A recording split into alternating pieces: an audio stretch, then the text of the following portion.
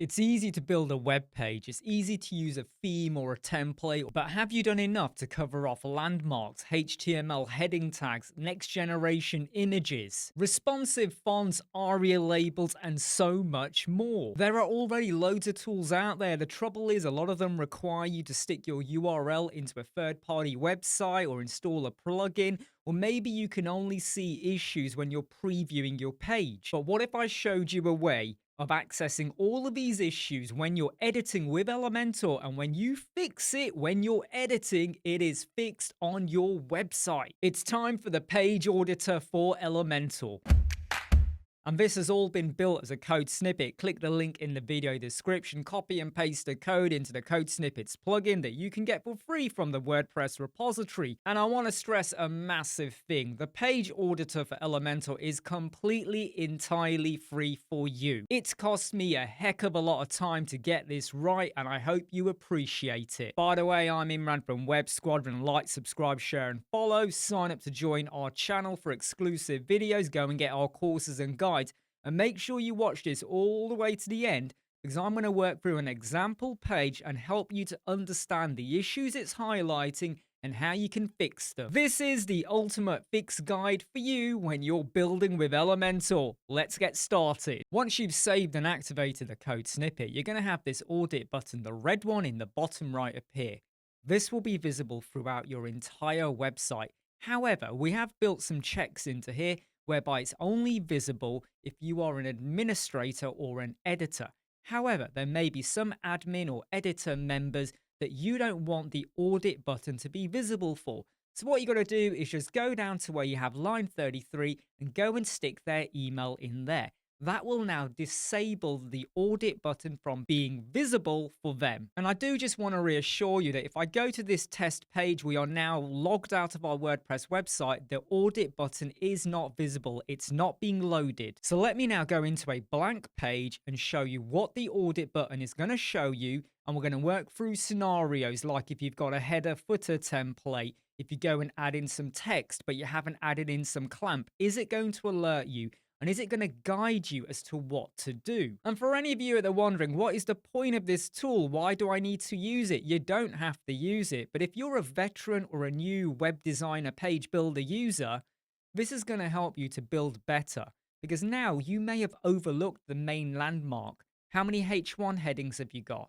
Are you following the heading hierarchy?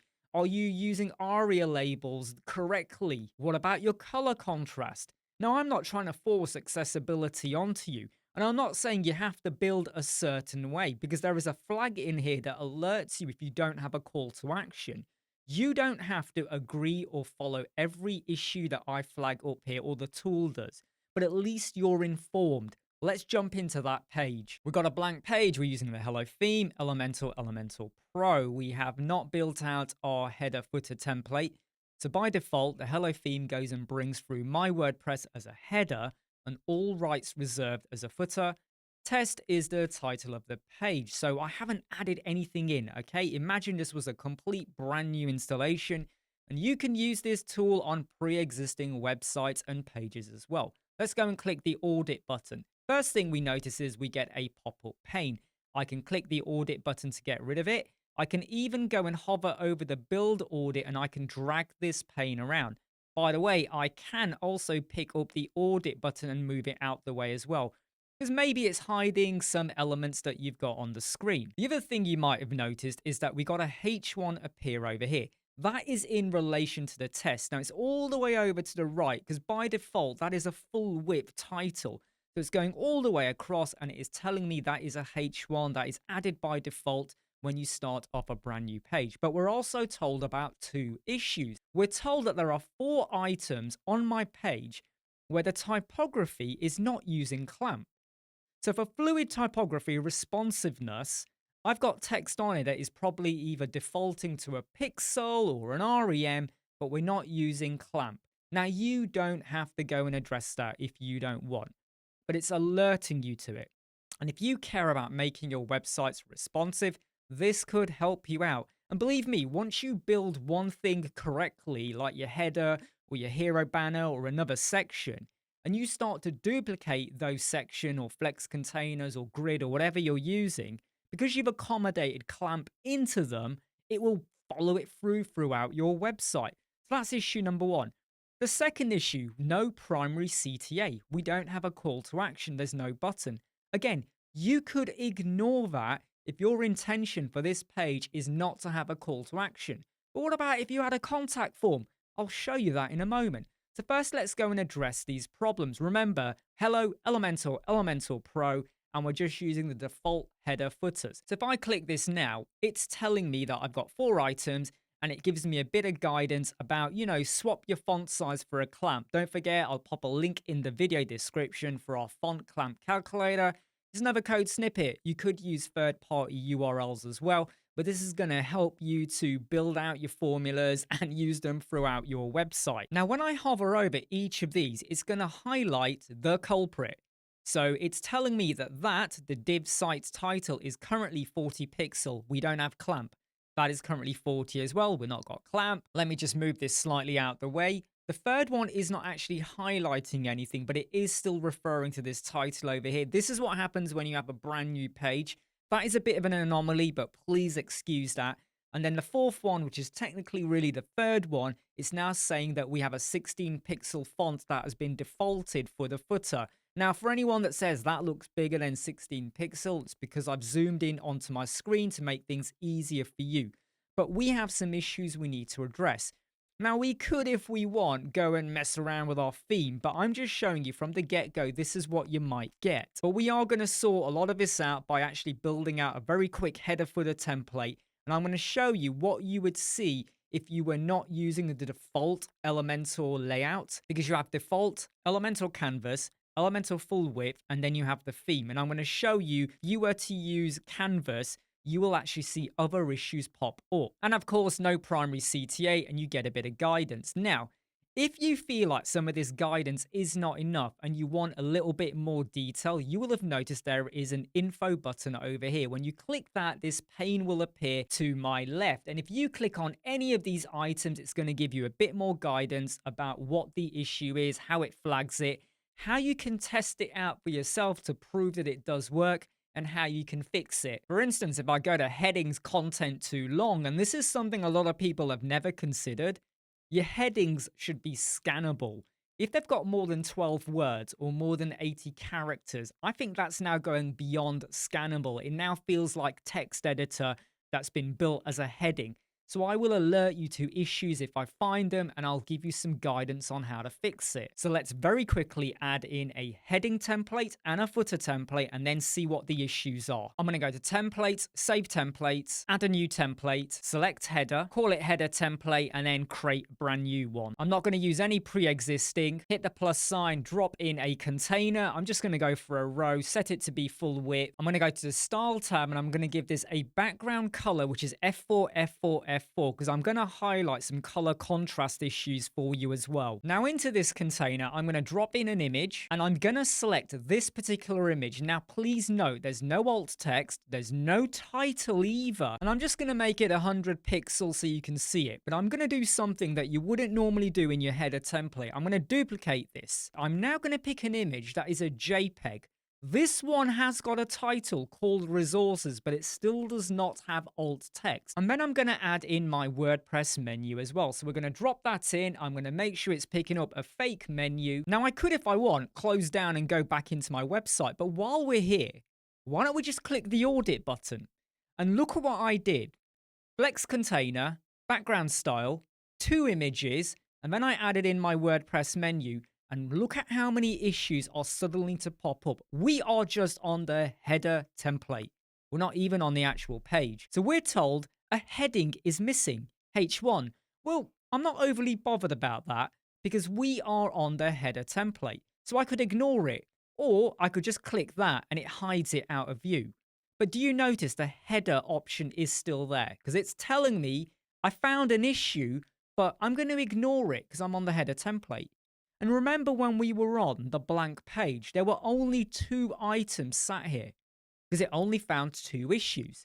So this will grow and shrink depending on how many items you have. Yep, thank you very much. This is a code snippet. Now, before we go any further, I'm just going to make a copy of this and stick this in the footer. And then we're going to jump back onto our page. because I always feel like it's easier to jump between the templates in your pages as you're building.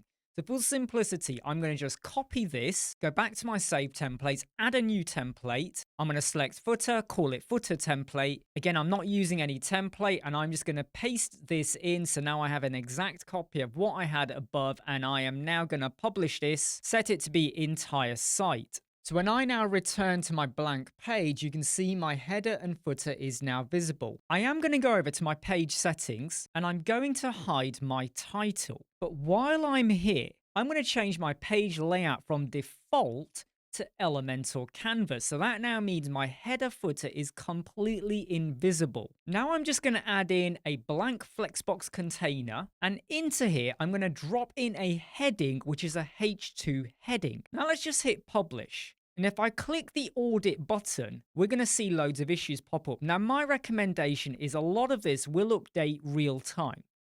But if you're ever a little bit unsure, or you feel like it hasn't updated real time properly, because 99.9% of the time it updates real time. But if you're ever unsure, just make sure you hit publish and refresh the page. We're now going to click audit to see all of the issues. Now this heading straight away, it's full width. You can see it's H2.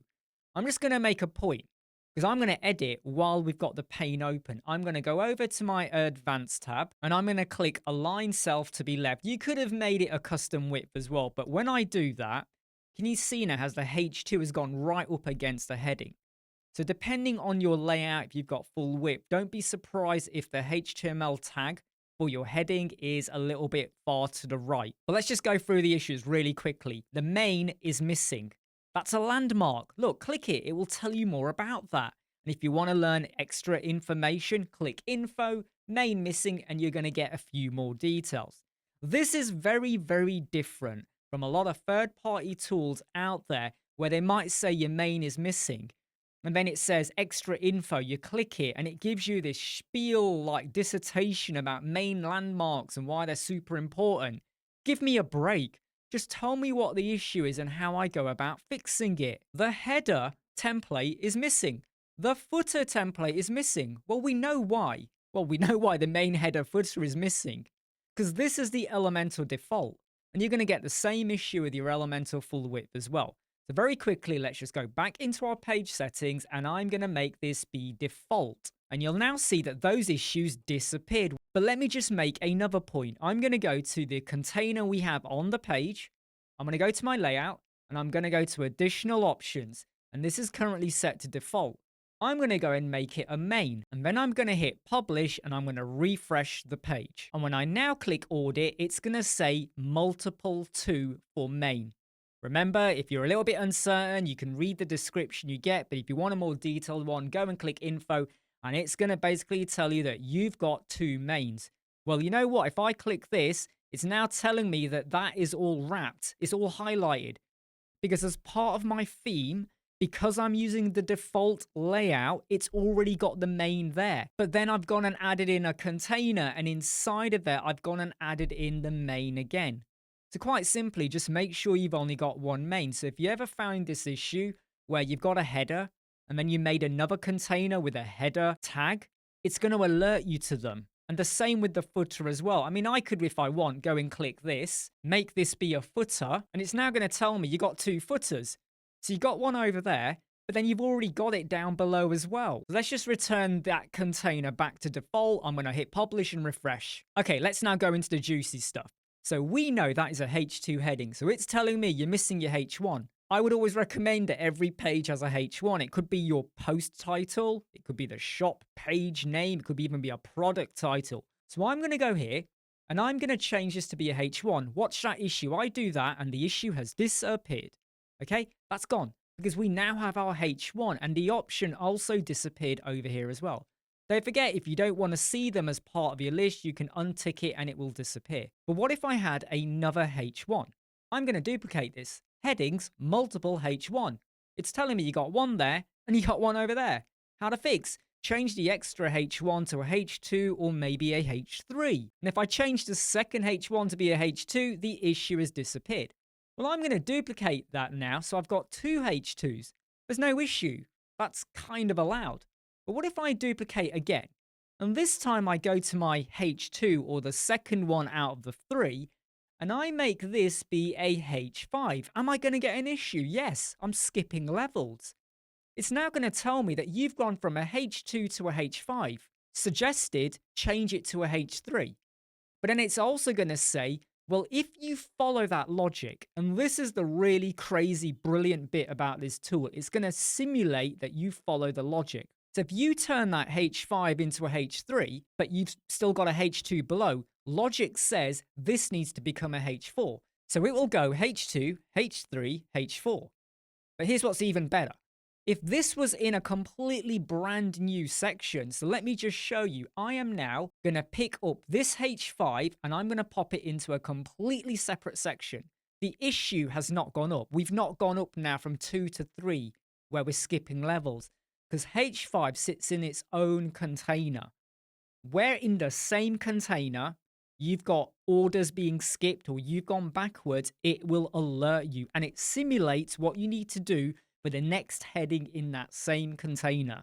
We are talking about logical insight here. If that was not enough to make you smash the like button, stick in a comment, share the video URL on your social media, let other people know. I don't know what else I have to do. Well, I do, and we're getting onto that. Let's go to text below 16 pixels, because this gets really interesting, okay? You don't have to follow this.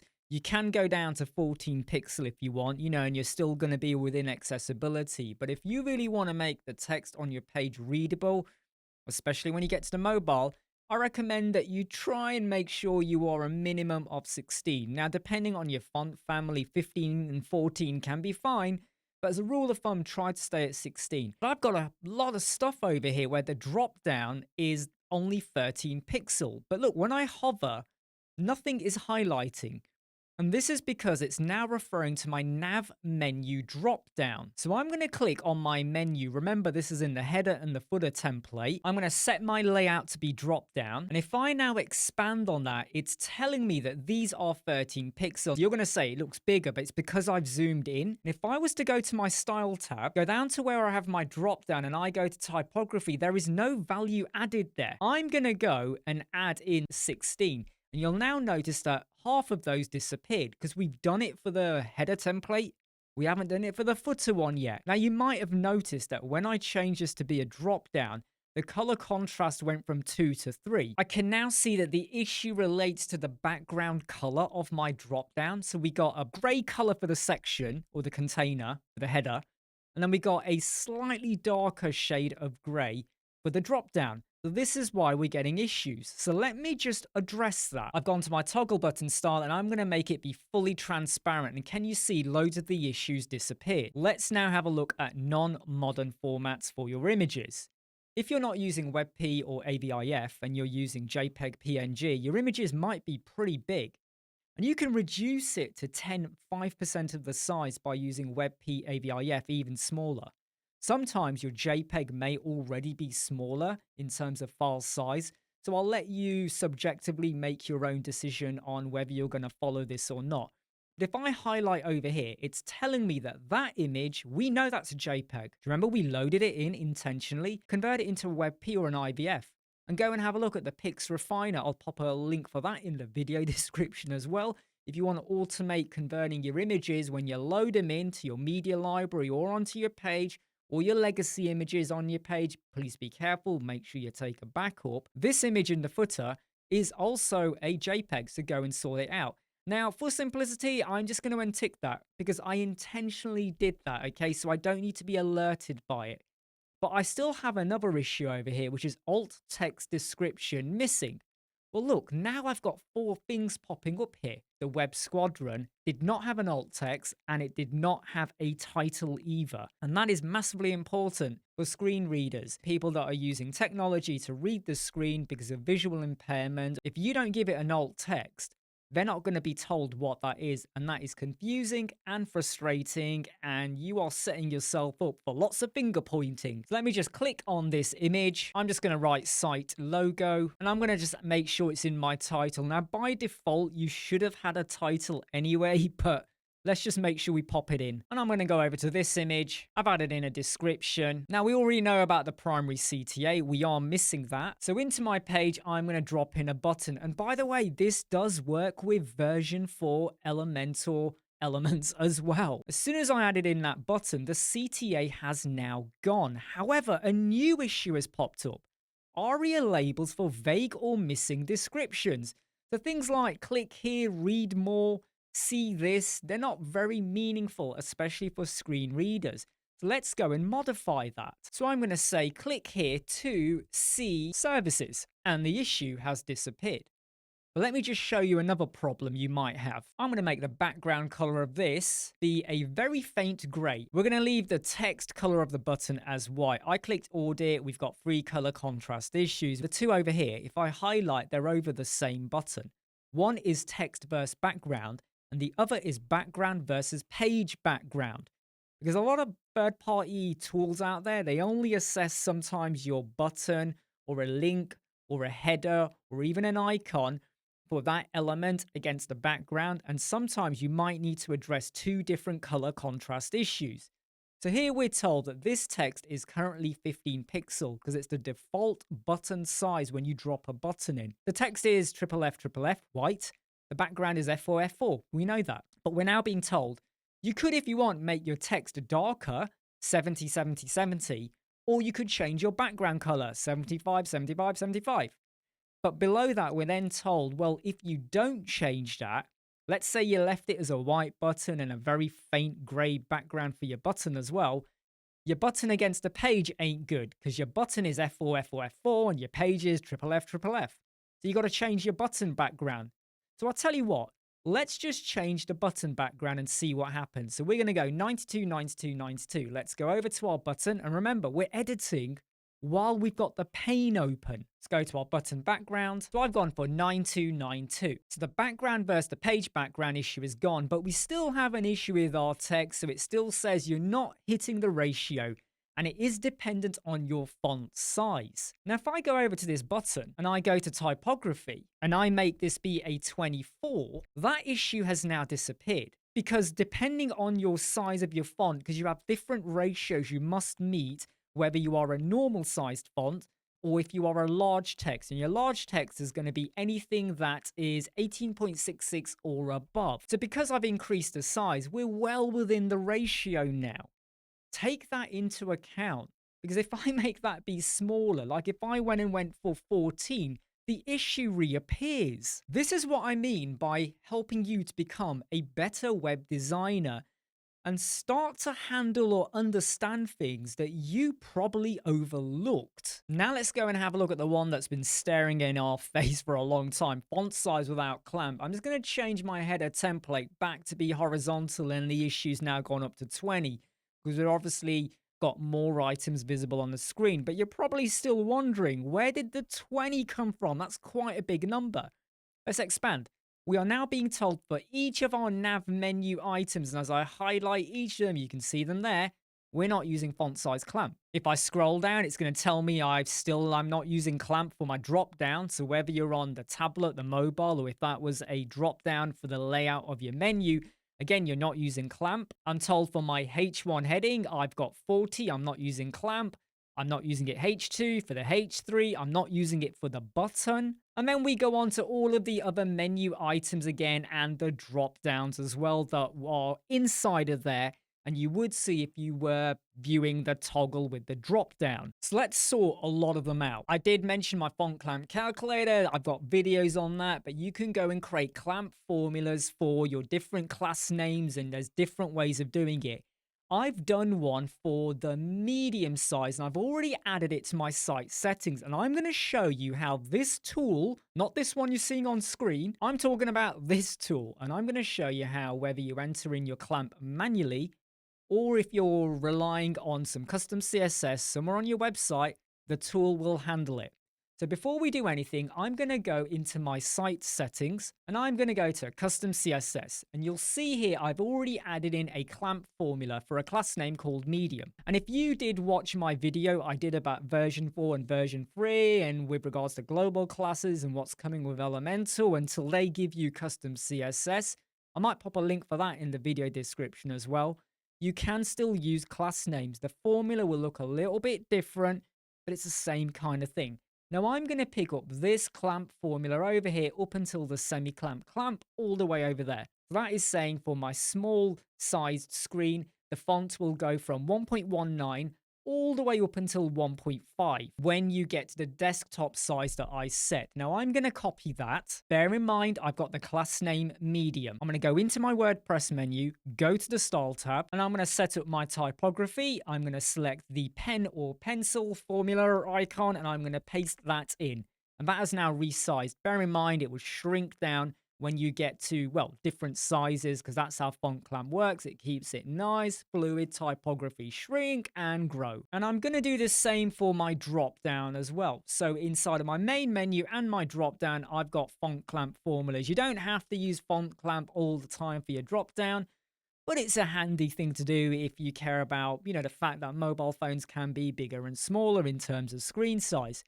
We've gone from 20 issues down to 12. Now I'm going to go over to my headings, and H1 heading that I've got over here, I'm going to go to style, go over to typography. Again, I'm going to do the pencil and I'm going to pop this in and watch what happens. We've gone from 12 to 11. That has shrunk down as well. But what if I want to go to this heading, the H2, and I don't want to now manually pop the formula in?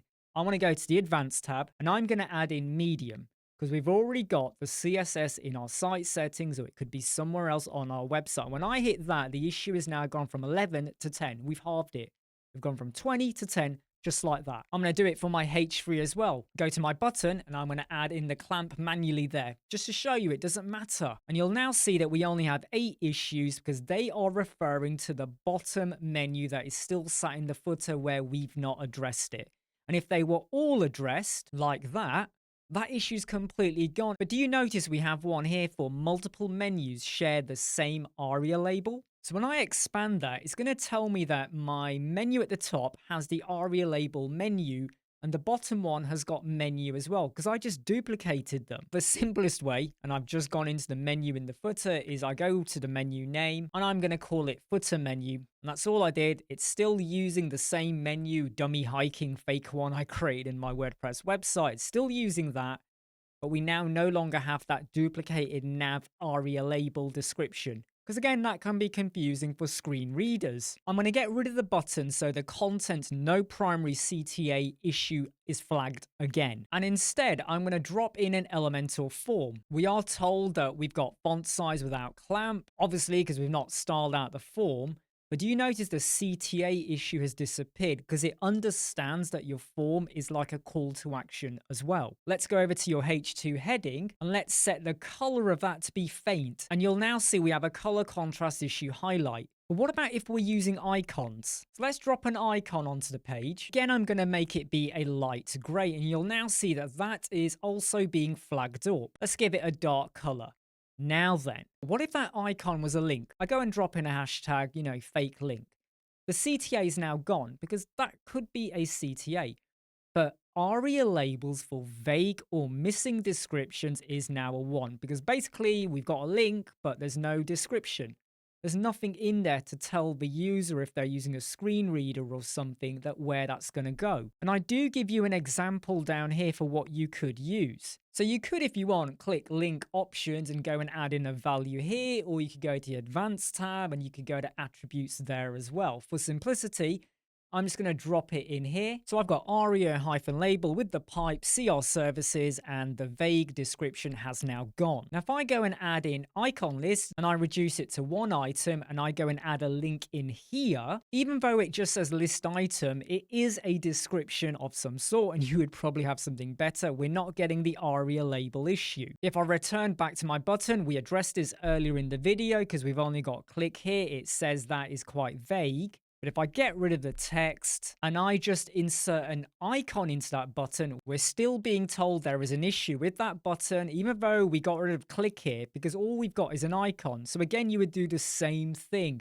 Go and click the button, go and click the link options, and go and add in a custom attribute. like what I did before, aria-label, and you are given examples over here that you could imitate. Just make sure they're a bit more descriptive than click here. I do want to point out that if you use the info tab, this will also highlight if you've added in HTML for a button, like you've used ChatGPT or something and you've got your syntax, then you're going to say this text or something is a link to something, or it might open.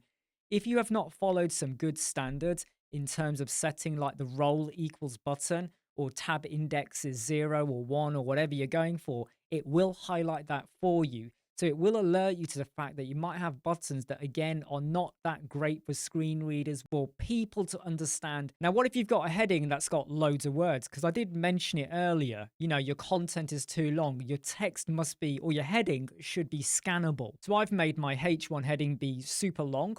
Headings are too long. We are alerted to that. I expand on it and it's saying you should try to keep your headings, if we can highlight over it, to less than or equal to 12 words or 80 characters. And this one is currently 22 words and 112 characters. Again, a little bit of insight that you can totally ignore. If you don't like it, just get rid of the long headings and you won't see that issue there until you say bring it back. It's only going to tell you about them if the issue exists on the page. I'm going to wrap this all up with a few extra things that, again, people overlook. If I drop in a button and I'm just going to call it X and I get rid of all of the padding, that's quite small. And I'm now going to be told that I'm failing button size 24 by 24. You don't have to be that. Some people say 48 by 48 is better. But 24 by 24 should be your absolute minimum that you go for a button. Otherwise, that's quite small to touch. If you imagine that was on your screen and I actually go to full size now, look how small that is. So either increase your size or your padding. And now I'm not getting that issue. Please bear in mind, sometimes you do have to refresh the page just to make sure it fully accounts for it. And the other thing I do want to mention, though, is that if you ever want to get rid of the audit button or you don't want to see it, because it only runs when you're inside the edit screens, just make sure you deactivate the code snippet. I should have mentioned that at the start, right? Only activate when you are going to use it. It won't remember what you're doing because it needs you to make the changes on the page. You know, you can't just hit a fix button and assume it's going to fix it for you. You are manually making those changes. And the more you learn, take notice of some of the issues it's flagging for you, you will become a better web designer. I'm just going to duplicate this button for a moment, and I'm going to reduce my gaps to only be 5 pixels. I will then go to a mobile screen, and I'm now going to be told mobile control spacing must be greater than 12 pixels. If you've got buttons or menu items, and they are a control, i.e. a link or a button, and you have less than 12 pixels between them, that is a failure. So it's going to highlight them for you because I've gone and set my gaps to be 5 pixels. If I change this to be, say, 14 pixel, that issue disappears. And if I just show you this very random page where I was testing out as I built this, look at all the issues that are popping up for something as small as that. I'm really excited about this PageAuditor tool for Elementor. Bear in mind, though, that when you activate it, you'll see the audit button, but only use it when you're editing with Elementor. There's no point clicking the audit button when you go to preview, because when you're in preview, it will pick up loads more stuff because you've now got WordPress interfaces, top bar, and things like that. It became very difficult to cover off all of them, and I know there's probably a way, and I may find it. But when you're editing with Elementor, whether you're in a post template, product template, your header template, footer template, doing a page, this is going to allow you to identify issues for your content, for your landmarks, for accessibility, UI, UX. I hope you like this. Please let me know in your comments. My name's Imran from Web Squadron. This is free to help a lot of you out. Like, subscribe, share, and follow. I'll keep seeing you. Take care.